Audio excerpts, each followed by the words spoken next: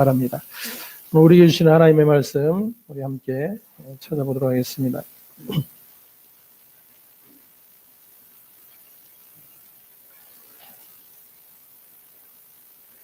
사도행전 5장 1절에서 11절까지의 말씀입니다. 함께 봉독하겠습니다. 아나니아라는 사람이 그 아내 삽비라로 더불어 소유를 팔아 그 값에서 얼마를 감춤해 그 아내도 알더라. 얼마를 가져다가 사도들의 발 앞에 두니 베드로가 가로되 아나니아야 어찌하여 사단이 내 마음에 가득하여 내가 성령을 속이고 땅값 얼마를 감추었느냐. 땅이 그대로 있을 때에는 내 땅이 아니며 판 후에도 내 임의로 할 수 없더냐. 어찌하여 이 일을 내 마음에 두었느냐. 사람에게 거짓말한 것이 아니요 하나님께로다. 아나니아가 이 말을 듣고 엎드러져 혼이 떠나니 이 일을 듣는 사람이 다 크게 두려워하더라. 젊은 사람들이 일어나 시신을 싸서 메고 나가 장사하니라. 3시간쯤 지나 그 아내가 그 생긴 일을 알지 못하고 들어오니 베드로가 가로되 그 땅 판 값이 이것뿐이냐 내게 말하라니 가로되 예 이뿐이로라. 베드로가 가로되 너희가 어찌 함께 꾀하여 주의 영을 시험하려 하느냐. 보라 내 남편을 장사하고 오는 사람들이 발이 문 앞에 이르렀으니 또 너를 메어 나가려 한데 곧 베드로의 발 앞에 엎드러져 혼이 떠나는지라. 젊은 사람들이 들어와 죽은 것을 보고 메어다가 그 남편 곁에 장사하니 온 교회와 이 일을 듣는 사람들이 다 크게 두려워하니라. 아멘. 성령으로 세워지는 교회라는 제목으로 함께 말씀을 상고해 보도록 하겠습니다. 성경은 창세전에 약속한 하나님의 뜻이 예수 그리스도를 통해 어떻게 펼쳐지고 있는지를 계시해 주고 있는 그러한 책입니다. 즉 하나님의 계획과 뜻하심을 구약의 모든 선지자들을 통해서 하나님은 말씀해 주시고 또 가르쳐 주셨습니다. 그리고 그 약속하신 대로 이제 그 그림자가 아닌 실체로 예수께서 이 땅에 육으로 오셨습니다. 예수님이 이 땅에 오셔서 그렇게 하나님의 뜻과 계획을 말씀하시고 또 가르쳐 주시고 자신을 통해 이루실 하나님의 영광만을 바라보며 사셨습니다. 예수님에게 세상은 단지 심판의 대상일 뿐이었습니다. 예수님의 관심은 오직 하늘에 있으며 하나님께 있었습니다. 그렇게 세상을 책망하며 그로 인하여 예수님은 십자가에 죽으시고 이제 부활하시어 하나님의 뜻과 계획을 완성하셨습니다. 그렇게 완성된 하나님의 뜻을 이제 성령이 오셔서 가르쳐 주시고 또 깨닫게 하시며 택하신 자들을 인도해 가고 계십니다. 이제 성령으로 충만하여 담대히 하나님의 말씀을 전하는 사도들의 관심은 예수 그리스도의 이름이 그 하나님의 뜻이 이루어진 그 예수 그리스도의 복음을 전하는 일뿐이었습니다. 그리고 예수 그리스도의 이름을 인하여 하나님의 계획과 뜻을 알게 된 자들, 사도들이 전한 그 하나님의 말씀을 통해서 그 하나님의 모든 일들이 깨닫게 되어진 자들의 모임이 바로 교회입니다. 교회는 그렇게 하나님과 예수 그리스도 그리고 성령 하나님으로 충만한 상태가 된 것입니다. 교회는 그렇게 인간의 주체가 사라진 곳인 것입니다. 하나님만이 주인 되시어 그 뜻을 펼쳐내시는 곳, 그것이 바로 교회입니다. 그래서 주님이 머리시라 그렇게 성경은 기록을 하고 있는 것입니다.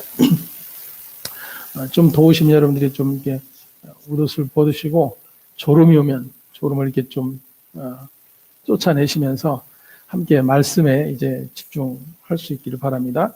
에베소서 1장 우리 17절에서 23절까지의 말씀을 우리 함께 봉독하겠습니다.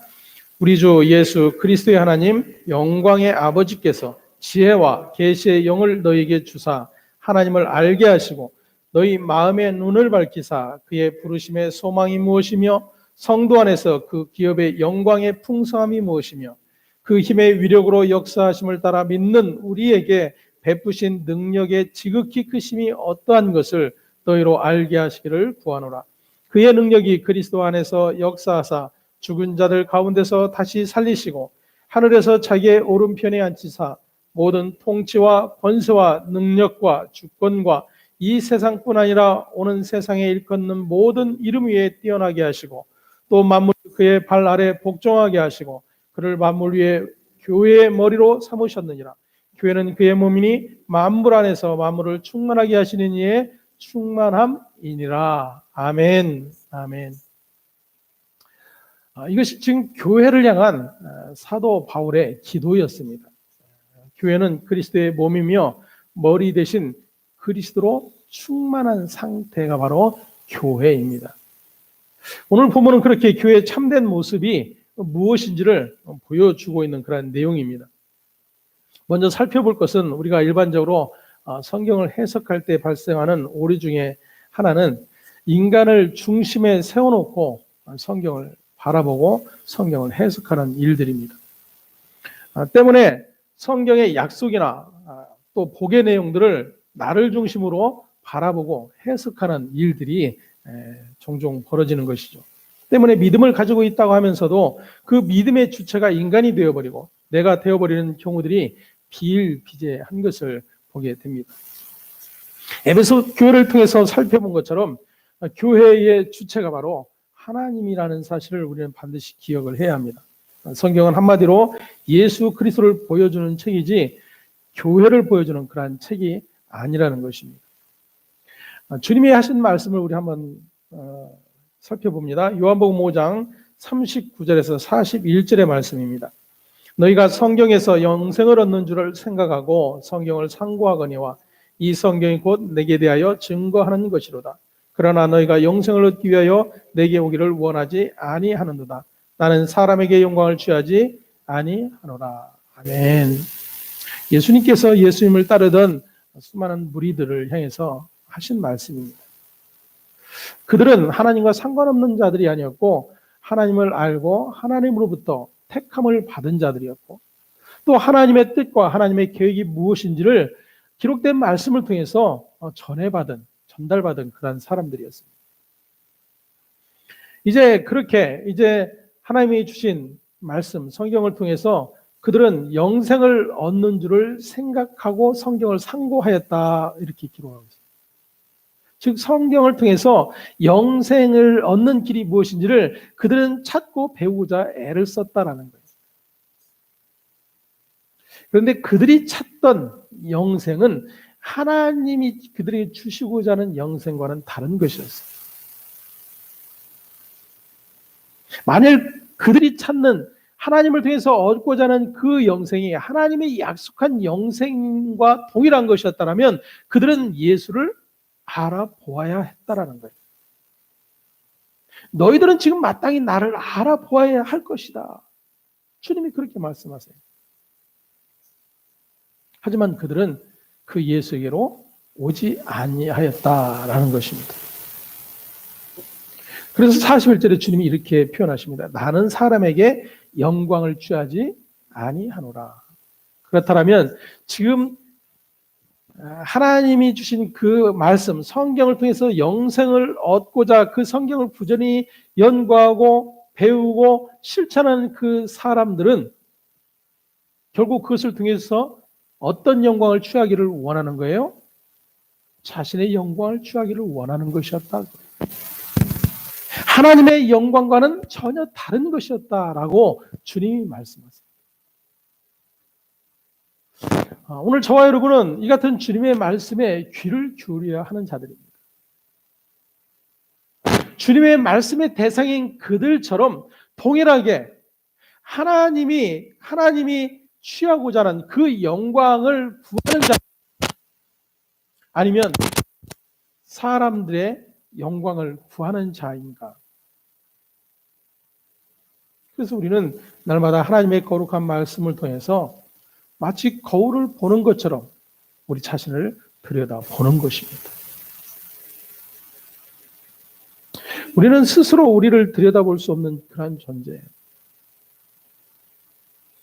자기를 들여다보고 지금 자기가 어떤 존재인지를 알 수 있다고 하는 것은 교만입니다.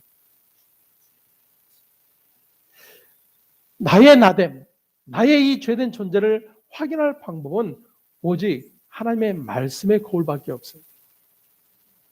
그래서 그 말씀 앞에서 나의 죄됨과 나의 약함과 하나님 거역함의 자리가 어디에 있는지를 확인해 가는 거예요.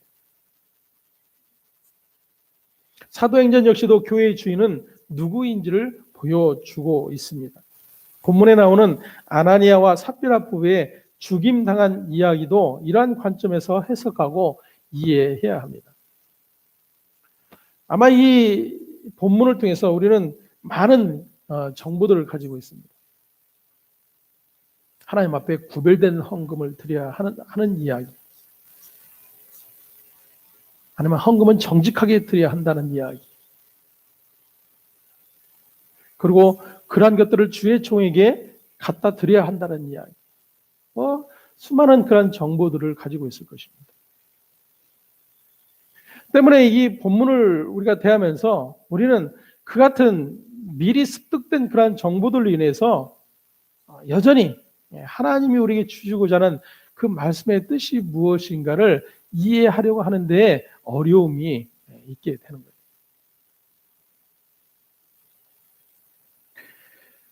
사도들을 통해 하나님의 말씀이 전하여짐으로 인해서 그 하나님의 말씀을 믿는 무리들이 생겨나게 되었습니다. 말씀드렸던 것처럼 그들이 바로 교회입니다. 그렇다면 이 시간 우리가 교회를 우리 안에서 정의할 때 어떤 부분이 지금 작용이 되고 있는지를 또 생각을 해볼 수가 있습니다. 그렇게 하나님의 말씀을 믿는 무리들, 그리고 그들은 한 마음과 한 뜻이 되었다라고 기록되었습니다. 한 마음과 한 뜻이 되었다라는 것은 각자 자신의 주체가 아니라 예수 그리스도 그분이 주체가 되었다라는 것입니다. 즉 예수께서 머리가 되셨다라는 거예요. 그래서 그 머리로 말미암은 모두가 그분의 뜻 아래 한 마음 한 뜻이 될 수가 있었다라는 거예요.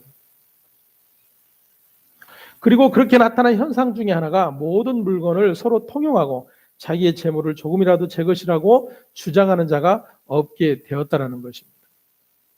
먼저 살펴보았던 것처럼 우리는 이 말씀 앞에서 우리 자신들의 실체가 고스란히 드러납니다. 우리는 자기의 재물을 조금이라도 제 것이라 주장하지 않을 자들이 아니에요. 소액은 그럴 수 있겠죠. 하지만 누구나 쉽게 할 수 없는 그러한 일들 앞에서 그것을 제 것이 아니라고 이야기할 자는 없어요. 그래서 그것을 다양한 방법들로 표현해내는 거예요. 감출 뿐입니다.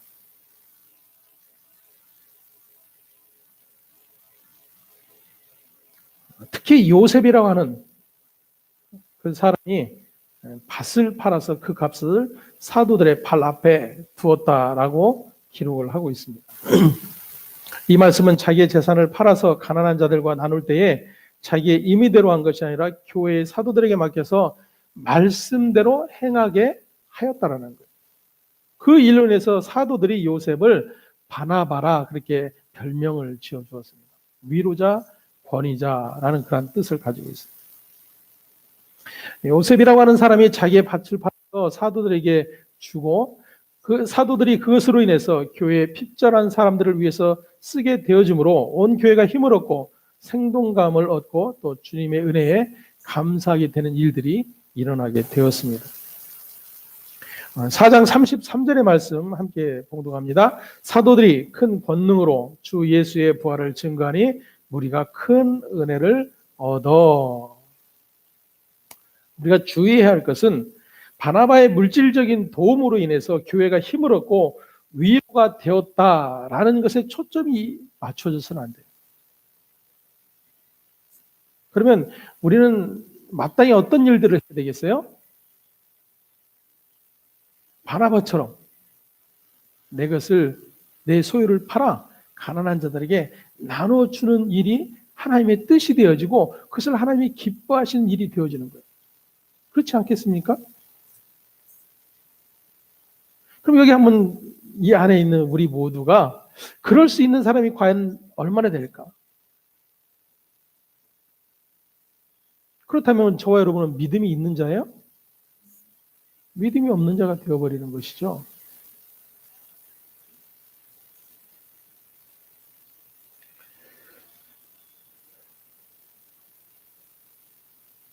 사도들이 큰 권능으로 주 예수의 부활을 증거했을 때에 우리가 큰 은혜를 받았다라고 기록을 하고 있습니다. 즉 부활하신 주님께서 그들에게 은혜를 주셨다는 사실입니다. 여기서 은혜라고 표현된 것은 단순히 순간적인 뜨거운 감정이나 어떤 열정을 뜻하는 것이 아닙니다. 그리스도의 복음의 말씀에 순종하게 되는 일이 일어났다라는 거예요. 그래서 그 구부로 출생인 요셉, 별명 붙여진 바나바를 어디 사람이라고, 어디 종족이라고 표현하고 있었죠? 불과 한 주 전이어도 우리는 이렇게 오리무중이 돼버립니다. 레위 사람이었죠, 레위 사람. 왜 레위 사람으로 표현하고 있었는가를 설명해 드렸어요. 레위인들은 자기 소유가 없었어요. 자기가 소유가 없었어요. 11지파의 11조로 살아가게 하나님이 만드셨어요. 그것이 하나님이 그들에게 주신 법이었어요. 이스라엘. 근데 그 하나님의 법이 전혀 시행되지 않고 있었어요. 특히나 희년 제도를 통해서 하나님의 백성들 어느 누구도 궁핍한 자가 없이 균등하게 하나님은 제도를 만들어 놓으셨어요. 근데 그마저도 실행되지 않았어요. 구약에서 하나님의 백성들이 어느 것 하나도 하나님의 말씀을 순종하지 않았다라는 거예요. 그런데 이제 성령이 오심으로 그 하나님의 약속된 예수 그리스도의 십자가와 부활을 통해서 하나님의 뜻이 완성되어짐으로 그 하나님의 말씀이 순종되어지는 역사들이 일어나고 있는 것을 보여주는 거예요. 그래서 레위 종족이었던 요셉이 자기의 재산을 팔아 가난한 자들에게 나눠주는 일들이 일어나게 된 거예요. 그러면 이것을 오해해서는 안 됩니다. 믿는 자가 자신이 가진 어떤 소유들을 팔아서 가난한 사람들에게 나눠주고 구제하는 일들이 하나님의 뜻이다. 그러면 그것을 누가 영광을 받겠어요? 그 일을 통해서 하나님이 영광 받으실 거라고 우리는 생각이 되죠. 왜? 하나님의 말씀에 순종하는 것이니까. 근데 그 영광은 누구에게로 돌아갑니까? 100% 사람에게 돌아가요. 그리고 자기의 돌아온 영광을 반사시키는 역할만 하는 거죠. 이것은 내가 받을 것이고 하나님이 받으실 거예요. 이제 오늘 본문을 통해서 살펴보겠지만 그것이 곧 바로 뭐예요? 성령을 속이는 일이에요, 여러분. 즉 성령을 속인다는 것은 성령의 일을 알지 못하는 것이고, 성령의 일을 알지 못한다는 것은 예수 그리스도의 일을 알지 못하는 것이고, 예수 그리스도의 일을 알지 못한다는 것은 하나님의 일을 알지 못하는 일이기 때문이에요. 그 같은 일들을 이스라엘이, 유대인들이, 바리새인들이, 하나님의 백성들이 모든 열심을 가지고 해왔어요. 하지만 이제 예수 그리스도의 핏값으로 세워진 하나님의 뜻이 완성되어진 교회는 그 하나님의 뜻이 예수 그리스도를 통해서 완성된 것이 무엇인지, 그리고 그 모든 일들을 오셔서 계속해서 가르쳐 주시는 성령의 일이 무엇인지를 아는 자들이 거예요. 그 같은 믿음의 알미 나타난 현장이 바로 이 레위 족속이었던 요셉을 통해서 나타난 것입니다. 여러분 보세요. 이제 사도행전이 기록된 그 후로 세워진 그 모든 교회들 안에서 오늘 이 같은 일들, 자기의 재산을 팔아서 가난한 자들에게 나눠주는 일들이 계속적으로 교회 안에 일어나고 있었는지,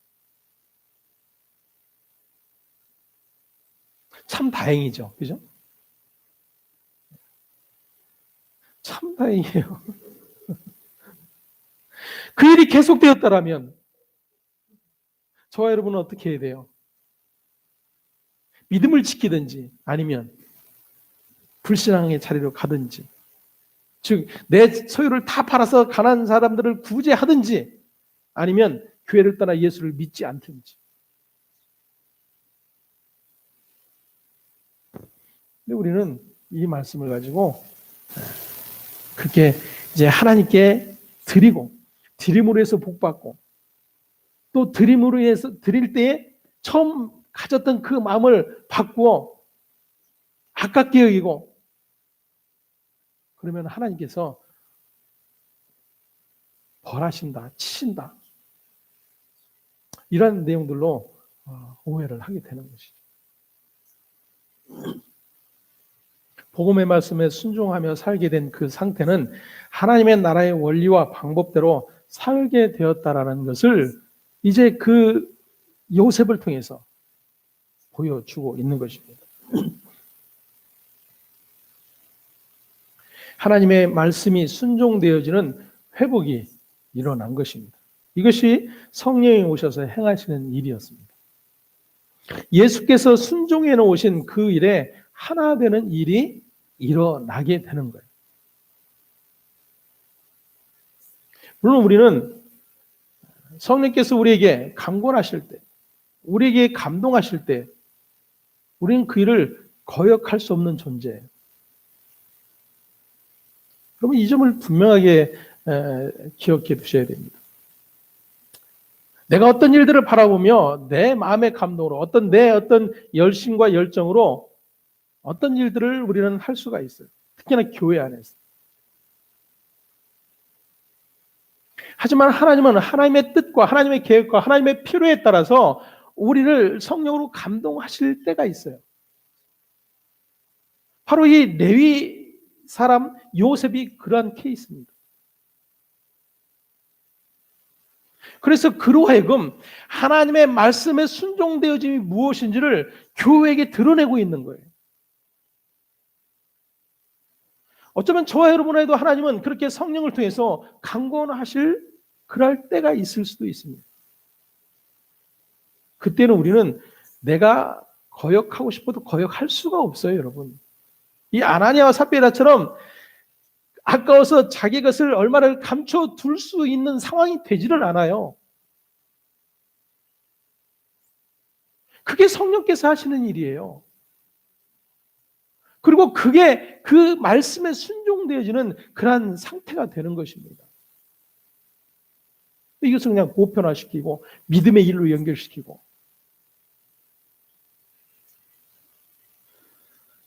하나님께 드리는 것을 아까워하지 않아야 복을 받는다. 그렇게 풀어가게 된다면 전혀 하나님의 뜻과 상관없는 일이 될 수 있다는 것입니다. 부활하신 주님께서 자기 백성들에게 은혜를 베푸셨습니다. 말씀에 복종하면서 사는 모습이 있게 된 것입니다. 은혜 받은 모습은 어떻게 말로 표현할 수가 없는 것입니다. 그것을 단적으로 알기 쉽게 유무상통하는 모습으로 성경에서 표현하고 있을 뿐입니다. 그렇다면 오늘 우리가 본문의 말씀을 어떻게 이해해야 하는가? 말씀드렸던 것처럼 주의해야 할 것 중에 하나가 아나니아와 삽비라가 돈의 얼마를 감춘 것 때문에 죽임을 당한 것으로 그렇게 생각해서는 안 됩니다. 앞에 4장에서 사도들이 유대 종교 지도자들의 기득권에 의해서 고난을 받고 있는 그런 모습이 그려지고 있습니다. 때문에 그로 인해서 더욱 교회는 말씀대로 든든히 서 가는 모습을 오히려 보여주고 있습니다. 또한 32절 이하에서는 교회가 그럼에도 불구하고 서로가 제 것을 제 것이라고 주장하지 않는 일들, 유무상통하는 모습이 기록이 되어 있습니다. 그렇게 하나님의 뜻이 예수 그리스도를 통해서 이루어짐으로 말미암아 그 이루어지는 하나님의 뜻을 이제 성령께서 오셔서 하나님의 백성된 교회에게 가르쳐 주고 계세요. 근데 그 하나님의 일을 오해하는 자가 생겨나게 된 것입니다. 그들이 바로 아나니아와 삽비라예요. 아나니아란 이름의 뜻은 히브리어의 근거를 두고 있는데 여호와께서 은총을 베푸셨다라는 그런 뜻을 가지고 있어요. 아나니아가. 그 부인 삽비라는 보석이라는 뜻이에요. 보석. 그것도 블루 사파이어. 블루 사파이어. 그러면 이 두 부부가 가지고 있는 이름의 뜻이 합해지면 어떤 내용이 돼요? 하나님의 은총을 받은 보석 같은 존재들이에요.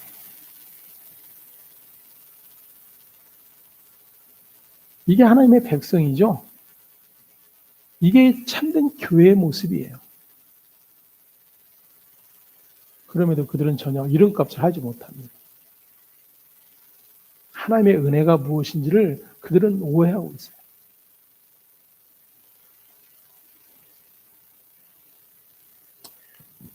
아나니아와 삽비라 부부는 요셉이라고 하는 사람이 자기의 밭을 팔아서 사도들에게 내어주고 사도들은 그것을 가난한 자들에게 나눠주고 온 교회가 기쁨이 충만하게 되는 그러한 과정들을 지켜보았어요. 그리고 그로 인해서 사도들로부터 권위자, 위로자라는 그런 별명까지 얻게 되는 그런 모습을 보게 됩니다.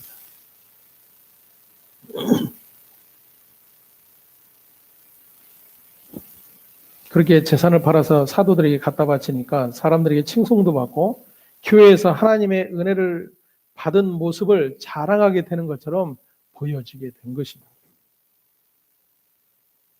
때문에 자신들도 그렇게 칭송을 받고 은혜 받은 자로 여김을 받기를 원했던 거예요.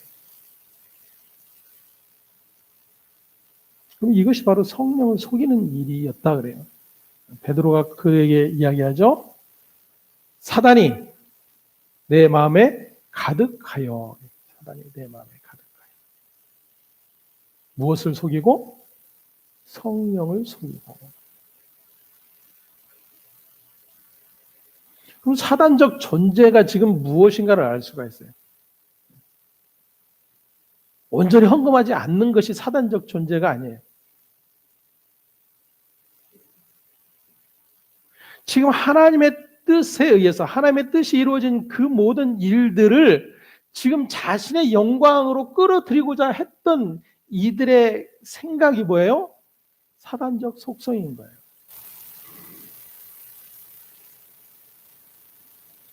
교회는 이 같은 사단적 일들이 얼마나 많이 일어나는지 모릅니다.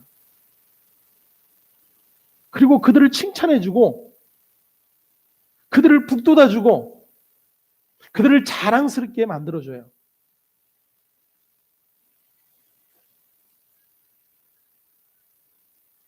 자, 지금 초대교회에 형성되어진 이 하나님의 나라, 그 하나님의 백성됨이 무엇인지를 이제 성령께서 분명하게 밝히 드러내십니다.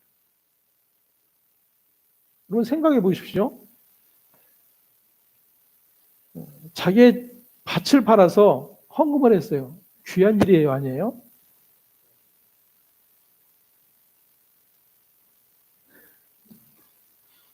여러분은 밭이 없어서 다행이시죠. 귀한 일이잖아요. 내가 교회를 위해서, 가난한 자들을 위해서 내 아파트를 팔아서 교회에 바쳤어요. 귀한 일이 아니에요.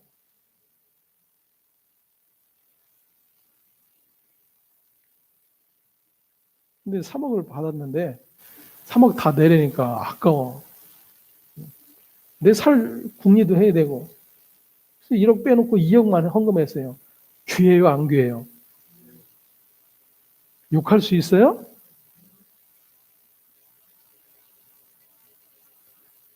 우리에게 이런 문제가 생겨요. 자, 그런데 하나님은 어떻게 하세요? 너 지금 거짓말했네? 즉사시켜요. 그래서 사람들이 시체를 메어다가 장사 지내고 돌아와서요. 한 3시간쯤 지난 뒤에 부인이 그 같은 사실도 모르고 아이고 집사님 하면서 즐겁게 교회를 향해서 왔어요.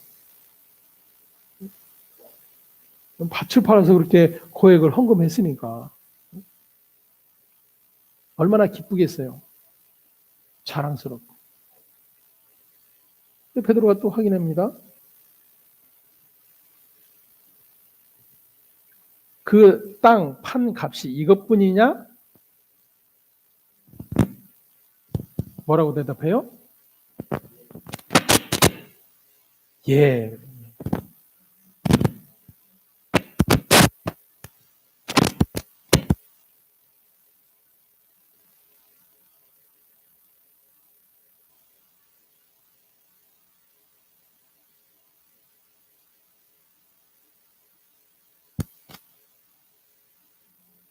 거기서 또 즉사시켜요, 하나님이. 자, 그러면 우리는 그 일이 귀하다고 그랬어요. 그죠? 네. 그 귀한 일을 한 그 부부를 하나님이 지금 어떻게 하신 거예요? 둘 다 죽여버리셨어요. 이쯤 헌금하고 싶어져요? 안 하고 싶어져요?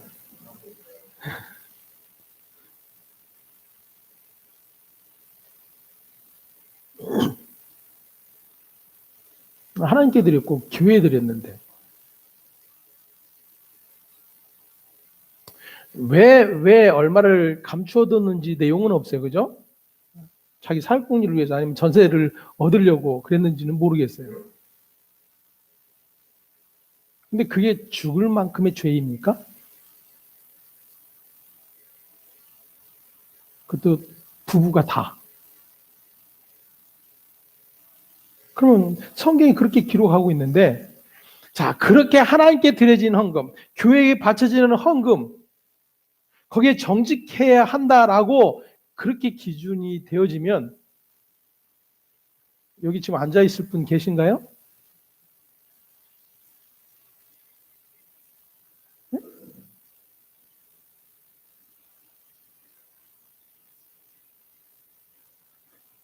목숨이 10개라도 이 자리에 앉아있을 수 없을 거예요. 그죠?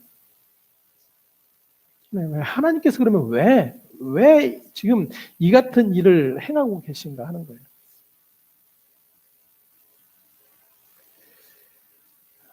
예수의 피로 말미암아 세워진 교회, 그 하나님의 뜻이 완성되어진 새로운 믿음의 공동체는 그 주체가 하나님이신 것을, 예수 그리스도이시며 성령이신 것을 가르쳐 주고 계시는 거예요.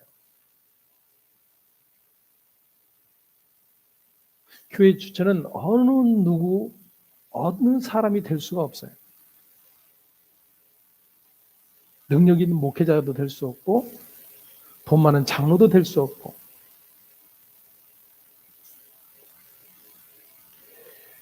가끔 이렇게 늦게 신학을 하려고 이제 신학교에 입학하는 그런 분들을 만나게 됩니다.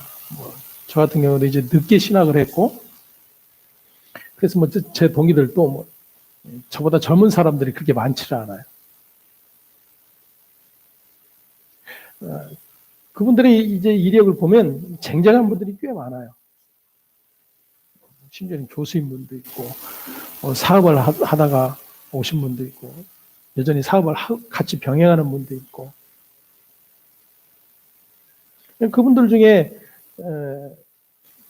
이게 말하는 내용 중에 많은 그런 부분들이 자기는 목회자가 될 생각을 안 했다라는 거죠.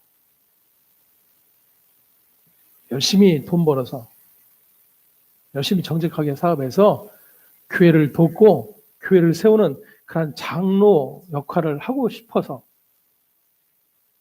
그런 목적을 두고 이제 사업을 한 분들이 꽤 많아요.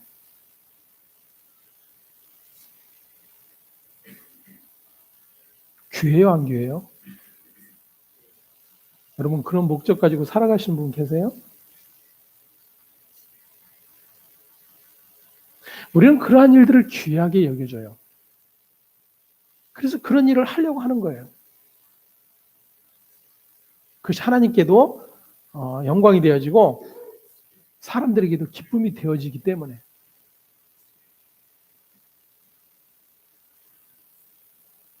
오늘 이 아나니아와 삽비라의 이 죽음의 사건은 그러한 교회됨이 무엇인지, 교회의 주체됨이 무엇인지를 너무나도 명확하게 드러내주는 그러한 이야기입니다. 교회는 그런 것으로 세워질 수 있는 것이 아니에요.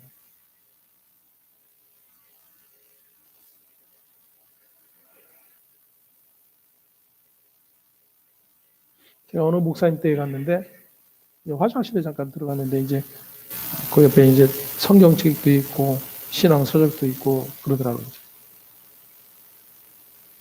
저는 오래 앉아 있는 편이 아닌데 좀 유명한 한국에서 유명한 어떤 목사님이에요. 그분이 쓴 책이더라고요. 대충 이렇게 쭉 이제 넘겨보는데 볼일 보는 것을 잊어버렸어요. 제가 열받아서.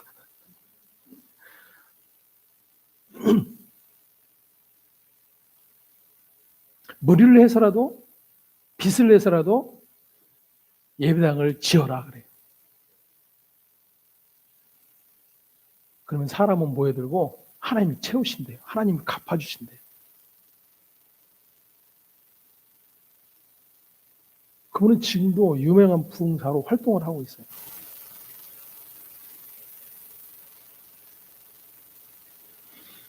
여러분, 교회가 뭔지를 몰라요.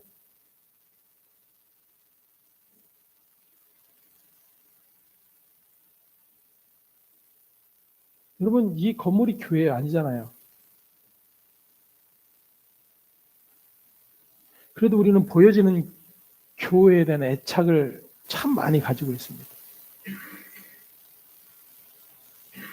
정작 하나님이 예수의 피값으로 세워진 그 교회가 무엇인지에 대해서는 별 관심이 없어요.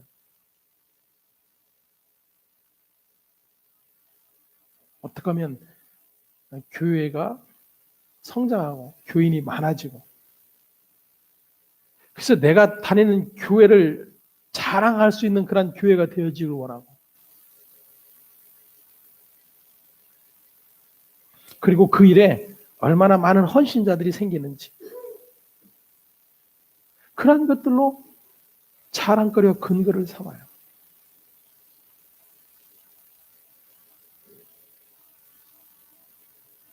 지금 아나니아와 삽비라는 성령을 속인 죄로 죽임을 당했다라고 지금 기록이 되어 있는데 그 성령을 속임이 뭐예요? 그 거짓말한 것을 단순히 성령을 속인 거라고 여기서는 안 됩니다.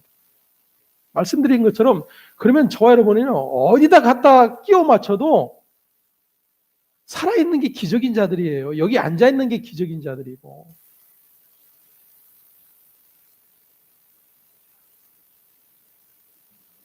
저 역시도 마찬가지잖아요.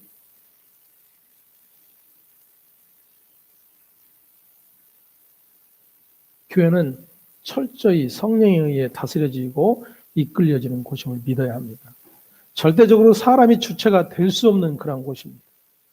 사람이 주체가 된다면 그것이 바로 사단에게 마음을 빼앗겨 버린 것이라는 사실을 우리에게 오늘 가르쳐 주고 있는 것입니다. 성령은 결코 그 같은 일들에 대하여 속지 않으신다는 거예요. 하나님께서 구약 이스라엘 백성들이 이런 말씀하셨습니다. 나는 내 영광을 다른 자들에게 결코 주지 않으리라. 그 말의 뜻은 뭐겠어요? 다른 어떤 피조물도 다른 어떤 존재도 하나님의 영광을 드러낼 수 없다라는 거예요, 여러분. 오직 그 하나님의 영광을 드러낼 수 있는 분은 아들 예수 그리스도밖에는 없어요. 그럼 교회된 저와 여러분이 하나님께 영광을 돌리는 자가 되었다라는 것은 어떤 의미예요? 그 예수와 연합한 자가 되었다라는 거예요. 그분이 나의 머리가 되고 나는 그의 지체가 되었다라는 거예요. 그리고 그분의 뜻 아래 복종하는 자가 되었다라는 것을 의미하는 것입니다.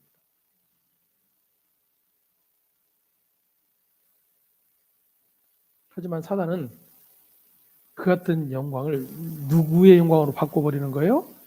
사람의 영광으로 바꿔버리는 거예요.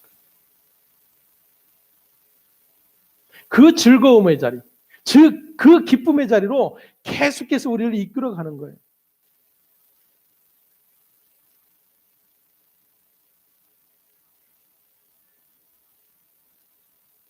주님께서 교회를 움직이실 때 우리는 그 속에서 주님과 만나게 되고 주님이 살아계심을 피부로 느끼게 됩니다. 때문에 교회는 주님께서 친히 다스려 가고 계시다라는 사실을 우리는 모든 하나님의 일하심을 통해서 하나하나 발견해 가는 자들입니다. 오직 주님만이 홀로 머리가 되셨음을 고백하며 가는 것입니다. 목사나 장로, 권사, 어떤 재력이 있는 자가 교회를 다스리는 것이 아닙니다.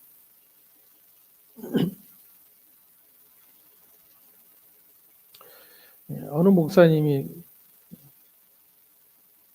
설교 중에 이제 예화 들었던 내용입니다. 자기 교회 성도였는데 미국 이민자예요. 굉장한 재력을 가지고 있어요. 그래서 교회도 마련해주고 사택도 마련해주고 목사님 생활도 다 책임져줘요. 그 교회의 가장 큰 권위자는 누구겠어요? 바로 그 권사님이에요. 그 권사님의 의견이나 그 권사님이 어떤 일들을 추진해 나가는 일에 제동을 걸 수 있는 교인이 없어요. 목회자도 그것을 하지 못해요.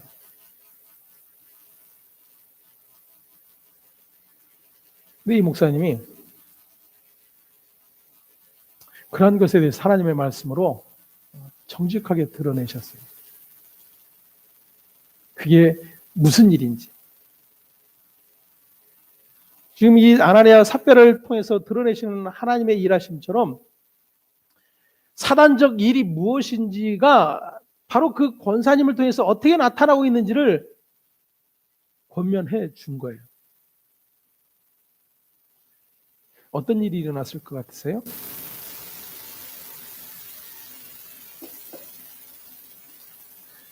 그분 생각하지 말고 나 생각해 보세요. 나라면 어떻게 했을까? 여러분 얘기해 보세요. 예?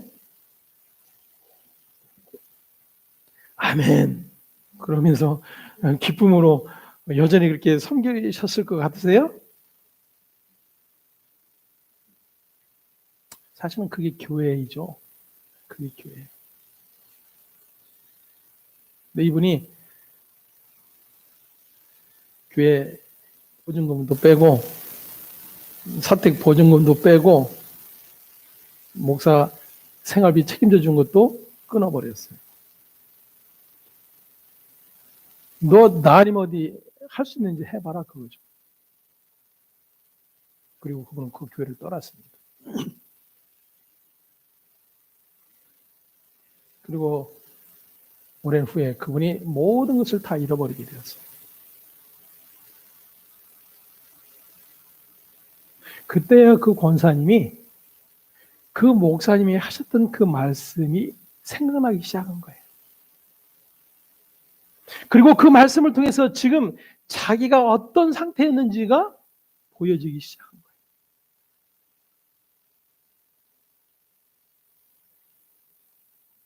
그분이 다시 하나님께 하나님의 은혜를 구하며 엎드게 됩니다. 여러분 기대하지 마십시오. 후편. 그러났더니 하나님이 그 이전보다 더 많은 복을 주셨더라. 이런 에피소드 없어요. 있을 수도 있고 없을 수도 있죠. 네?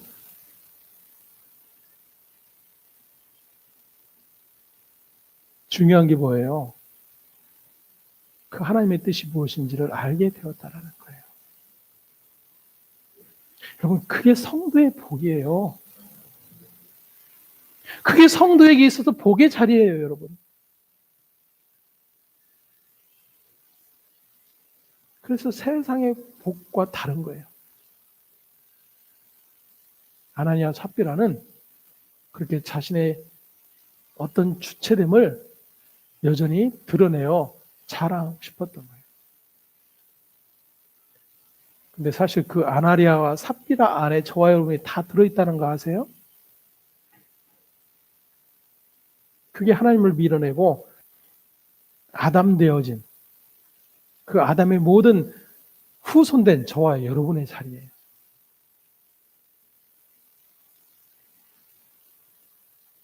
그 죽임의 자리에 누가 서신 겁니까? 아들 예수 그리스도가 서신 거예요. 교회는 그 같은 일들을 또다시 배우는 겁니다.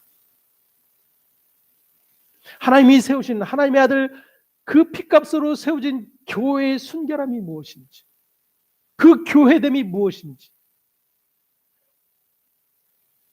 성령께서 배우라라는 거예요. 배우라.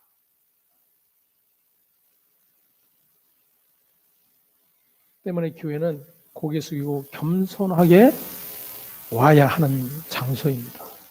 나는 아무것도 주님 앞에 내놓을 것이 없이 죄인임을 인정하는 그러한 자세로 나와야 되는 곳이 바로 교회입니다. 내 자랑 가지고 오는 것이 아니라 십자가 자랑을 담고 그것을 드러내기 위해 모여야 되는 것이 바로 교회입니다. 우리가 교회를 다니며 신앙생활하면서 흔히 하는 말 중에 하나가 주님의 은혜에 보답해야 한다는 그런 표현들을 합니다. 주님의 은혜를 받으신 분들은 그러한 마음들을 대부분 고백을 하죠.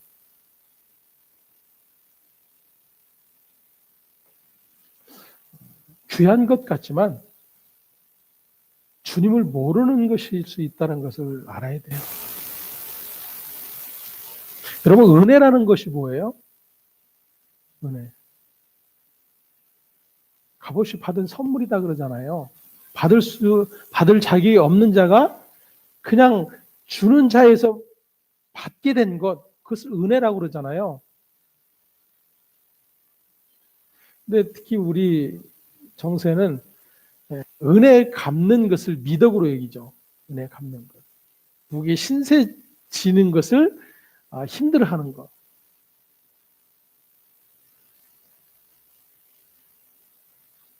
그것이 얼마나 하나님의 은혜를 모르는 행위인지를 우리는 다시 한번 확인해야 됩니다. 은혜는 갚을 수 있으면 은혜가 아니에요. 은혜를 갚을 수 있으면 그거는 은혜가 더 이상 될 수가 없어요. 그냥 계산하는 것뿐이죠. 네가 이렇게 값을 치렀으니까 나도 이만한 값을 치렀으니까 더 이상 서로 부담 갖지 말자라는 거죠. 그런 생각을 가지고 하나님의 은혜 갚겠다고 하는 성도는 없어요. 그죠?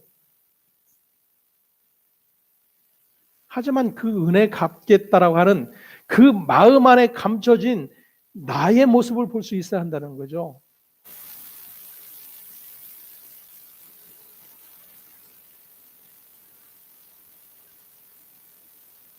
갚을 수 있으면 주님이 오실 이유도 없어요. 주님이 십자가 달리실 이유도 없고 전혀 갚을 수 없기 때문에 불가능하기 때문에 하나님이 아들을 보내신 것. 그러면 그 은혜를 입게 된 자, 그 은혜 안에 있게 된 교회, 그 은혜 받은 성도가 계속해서 고백해야 될 것들이 뭐겠어요? 감사 찬송인 거예요. 갚을 수 없는 그 은혜, 감당할 수 없는 그 은혜,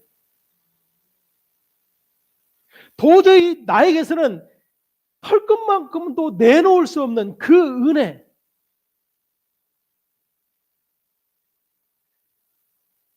그런데 그 은혜를 갚겠다고 열심 내고 방방거리는 그런 분들. 그게 지금 아나니아와 삽비라의 모습인 거예요.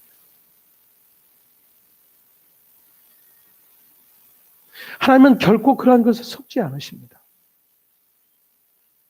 왜냐하면 하나님은 거기에 관심이 없어요. 아니, 하나님은 아예 우리 존재가 그렇게 하나님의 은혜를 갚을 수 있는 존재가 아니라는 것을 알고 계세요.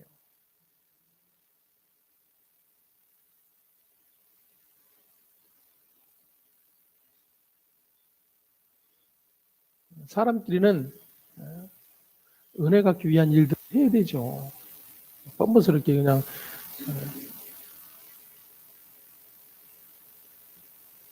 마냥 다고다고 할 수는 없잖아요.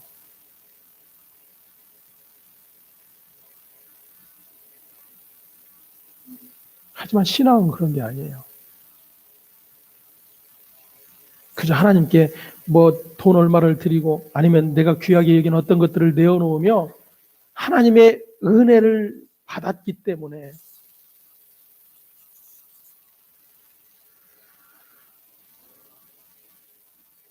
그러면 이런 표현이 되는 거예요. 내가 100만 원을 지금 헌금을 했어요. 그럼 나에게 은혜는 얼마의 값어치예요? 예? 100만 원의 값어치인 거죠. 그런 은혜는 없어요.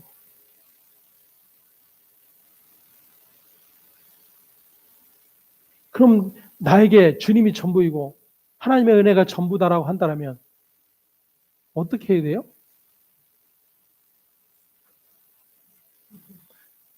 이제 저 뒤에서 검열을 할 겁니다.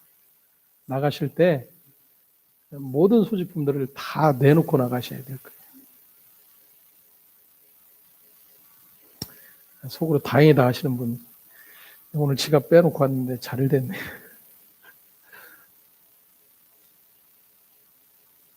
우리는요, 이러한 어떤 그 가치 기준들로, 그런 세상적 그 가치들로 꽉 채워져 있음에도 불구하고, 그러한 것을 하나님으로부터 주어진 은혜에 보답하겠다라고 여전히 끄집어내는 그러한 일들을 하게 됩니다.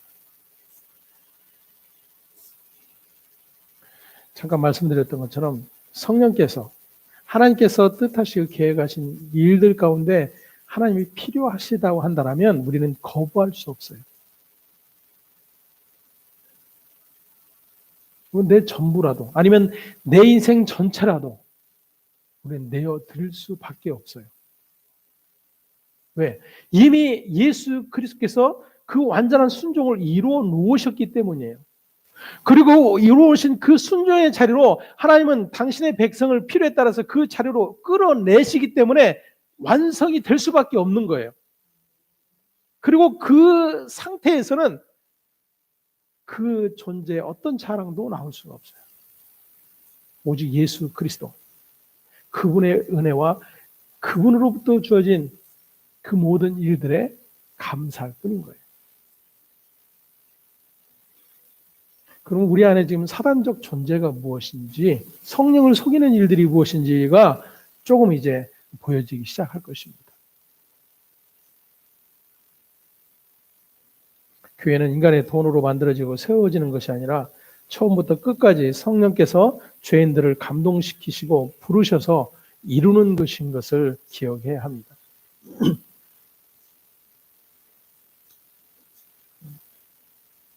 이런 생각이 들 수도 있어요. 뜬구름 잡는 그런 소리를 하는구나. 성도가 없으면, 헌금을 안 하면 그럼 교회가 유지될까? 그것은 교회를 지금 잘못 생각하고 있는 거죠. 교회가 뭔지를. 네? 하나님은 하나님의 교회를 반드시 세워가세요. 장소가 아니라, 건물이 아니라.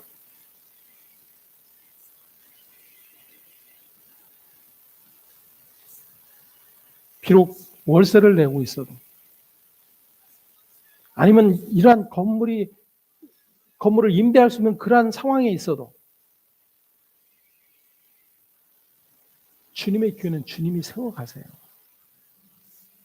그를 자꾸만 인간이 형성해 놓은 어떤 교회의 모형들, 그런 것과 자꾸 오버랩 시키니까 오류들이 일어나는 거죠.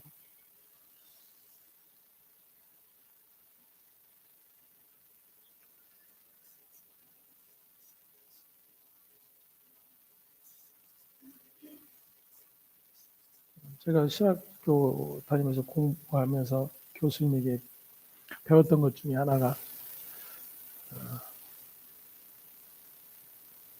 교회를 개척하지 말라는 거예요. 개척하지 말라는 것은 네가 장소를 물색하고 돈을 만들어서 임대를 하고 교인들을 끌어모으기 위한 그러한 전도의 열정을 올리지 말라라는 거예요. 하나님께서 말씀을 듣고자 하는 자를 보내신다라면, 그리고 그들과 함께 하나님의 말씀을 배우고 하나님의 나라됨을 배우고 교회됨을 배우고, 그래서 하나님의 뜻을 알아가는 일들이 생겨나게 된다라면 그것으로 충분하다. 그리고 그러한 이들이 많아져서 환경적으로 넓혀야 되고 어떤 일을 준비해야 될 여력이 생긴다라면 그때에도 내가 앞서 주장하지 말라 그래요. 그들로 하게 하라. 그들의 필요에 따라서 하게 하라. 그들의 자원함으로 하게 하라.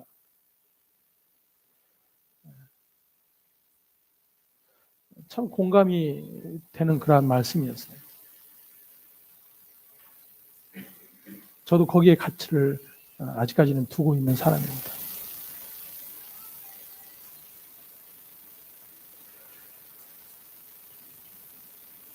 교회는 건물을 확보했다고 해서 교회가 아니고 주님이 순수하게 자신의 몸으로 인정하는 모임인가 하는 것이 중요하다는 것입니다. 우리 모두가 이 보여진 교회로 모일 때 우리의 목적지가 어디 있는가 하는 거예요.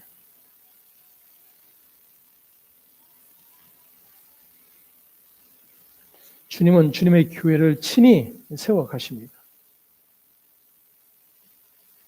우리는 하나님의 은혜만을 생각하고 교회로 모여 자들이 되어져야 됩니다. 하나님이 살아계시고 하나님이 우리를 책임지고 계심을 잊지 말고 모여야 합니다. 물론 우리가 원하는 쪽으로 책임을 지는 것이 아니라 하나님의 뜻대로 일하시는 책임을 말하는 거예요. 주님의 교회는 주님 자신이 친히 만들어 가시는 것입니다. 말씀에 의해 날마다 새롭게 만들어 가시고 아나니아와 삽비라 같은 자들이 득세하는 교회를 부수시고 주님의 교회로 날마다 새롭게 세워가시는 주님의 뜻이 나타나지는 곳이 바로 교회입니다. 그것을 보여주는 사건이 바로 이 아나니아와 삽비라의 사건이에요. 그렇다면 오늘 저와 여러분 다시 한번 주님의 핏값으로 세워지고 그 성령에 의해서 이끌려지는 교회의 모습이 무엇인지, 그리고 그 교회 안에 내가 과연 들어있는지, 이러한 것들을 다시 한번 생각하는 그런 복된 시간이 되시길 바랍니다. 기도하겠습니다. 하나님 감사합니다. 성령으로 세워지는 교회, 우리는 입으로는 늘 고백하지만 언제나 우리가 그 뜻을 이루겠다라고, 그 은혜 갖겠다라고